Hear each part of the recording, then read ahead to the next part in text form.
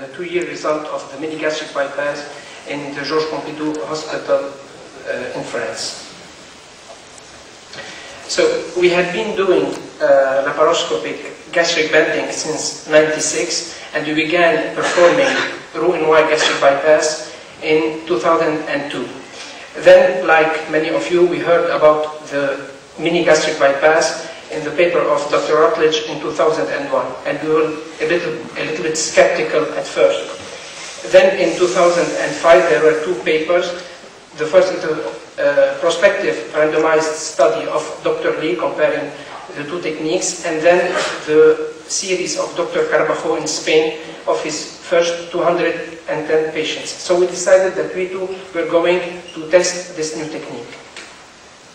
The technique we use is the classical one with a long gastric tube and a single anticolic linear stapled anastomosis. We always leave a drain. Demographics, this series extends from October 2006 to May 2009.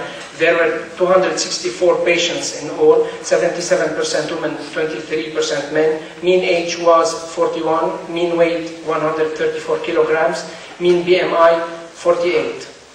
To note is almost a quarter of our patients have had previous restrictive procedures. 48 gastric bandings, of which 21 were removed at the same time as performing the mini gastric bypass, 10 VBGs, of which 3 were done by open surgery, and 3 sleeve gastrectomies. Our results: all procedures were completed laparoscopically. 9 different surgeons, among which 7 are junior surgeons, and what I call junior surgeons are junior surgeons at the end of their residencyship and were in the first 2 years of their surgical practice. Mean operative time was 124 minutes. Oral feeding began at the 3rd postoperative day. Mean hospital stay was 6.8 days. Patients were discharged on systematic proton pump inhibitors and multivitamins. The follow-up was every 3 months, the first postoperative year, and every 6 months afterwards. The complications, we had 12 early major digestive complications, which means a 4.5% rate. There were 3 reoperations for incarcerated herniation of small bowel and the trocar wound. There were 2 reoperations for peritonitis, 1 for an anastomotic leak. There were local peritonitis. What we did is that we sewed again the anastomosis. We put the afferent loop in a lateral stoma to divert the bile, and we put a feeding jejunostomy on the efferent loop. And the other one, the other case of local peritonitis was an efferent loop injury, 2 centimeters proximal to the anastomosis. It was probably traumatic, and what we did is we transformed the mini bypass to a Roux-en-Y gastric bypass. There were 2 reoperations for perigastric abscess. The 2 patients had the same story. They left hospital at the 6th postoperative day, then came back 2 weeks later with sepsis. We reoperated for these abscesses that we drained, but we found no fistula in either case. There were 2 purulent drainage without big signs of sepsis, and the 2 patients healed with antibiotics. We did 1 splenectomy at the first postoperative day for intra-abdominal bleeding, and 2 endoscopic hemostasis at the first and second operative day for anastomotic bleeding. Late complications: 1 anastomotic stenosis requiring endoscopic dilatation, 3 anastomotic ulcers revealed by melena in 2 patients, and pain in the 3rd patient, all healed with high-dose PPIs. 16 patients complained of diarrhea, of which 6 patients, which means 2% of all our patients, require regular loperamide. 8 patients, 3%, presented biliary reflux that was ameliorated by weight loss and prokinetic drugs.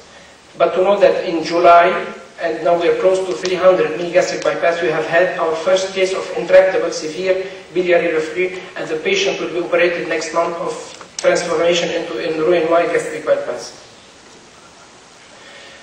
Here are the figures of the weight loss. The preoperative BMI was at 48. At 6 months, we were at 35, 31.2 at 12 months, and 29 at 24 months. The excess weight loss percentage was 53%, 62%, and 72% at 24 months. Here are a graph showing the evolution of the excess weight loss in green and of the BMI in yellow.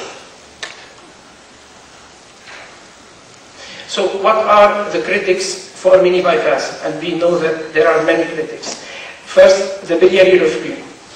3% of our patients suffered from transient reflux. This reflux disappeared typically in the first 2 to 3 months when the patient lost 30 kilograms, and the change in the eating habit also helps the reflux to go away.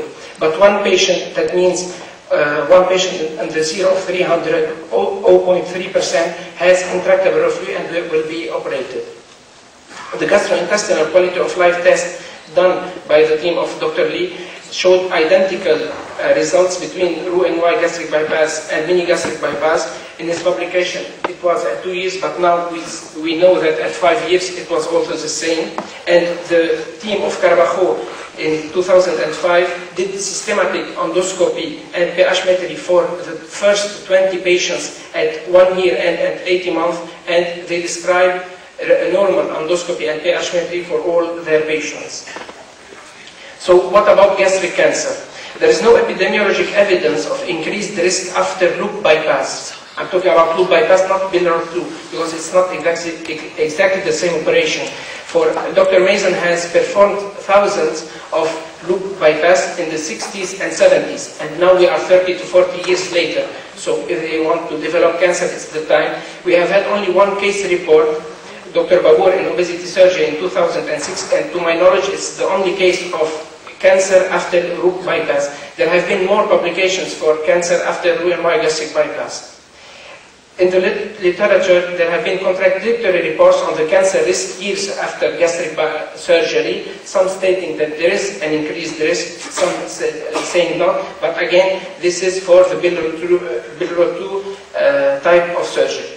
In a 1990 meta-analysis of 22 reports on the risk of gastric cancer, there were no statistical difference between the technique. On the other hand, mini bypass for us has many advantages. It's more simple to perform than Roux-en-Y gastric bypass. Again, almost 80% of our surgeons were junior surgeons. There is no mesenteric section, that means less internal hernias, which account for 1 to 2% of complications and which are often difficult to detect. And there is no enterostomy, so there's one less anastomosis, knowing that this anastomosis constitutes 10% of the leaks with a high mortality rate, I think in the order of 20 to 30%. So in conclusion, no laparoscopic mini bypass series report the kind of severe reflux that the detractors of laparoscopic mini bypass fear. And if so, 2007 there was only one presentation. It was a video presentation about mini bypass, and this year there are 10 presentation videos and posters about mini bypass, so perhaps it is not such a bad surgery after all. Do we need a consensus summit like the one that was held for the sleeve gastrectomy? That is perhaps the real question. Thank you.